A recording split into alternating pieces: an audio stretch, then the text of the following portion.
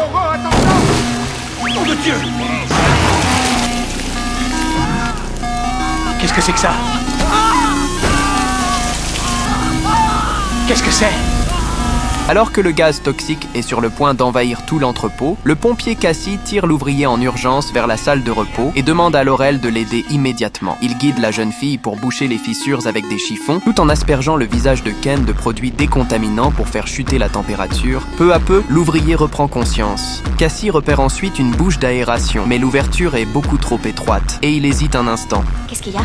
Non, rien. Ouais, c'est ça. Qu'est-ce qu'il y a? L'acide se déplace vers un tas de copeaux d'aluminium. Au moment où il atteindra ces copeaux, il y aura une belle explosion. Ils n'ont d'autre choix que de chercher une autre issue. Mais pendant ce temps, le gaz envahit déjà la pièce. L'ouvrier s'évanouit de nouveau. Après lui avoir mis les protections nécessaires, Cassie se retourne pour préparer l'ouverture d'un passage à coups de masse. Monsieur Cazet, l'acide a touché les copeaux, il y a un bruit bizarre.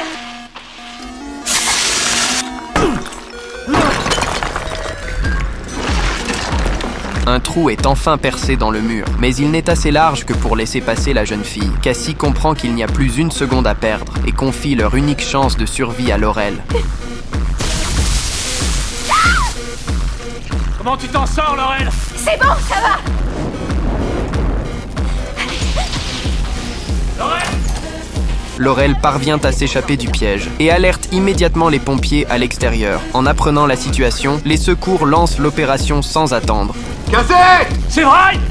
Dérivateur toxique qui passe par l'aération! Un civil touché, j'ai dû improviser une trachéo! Ça marche! Va falloir agrandir le trou pour que la civière puisse passer! Tony!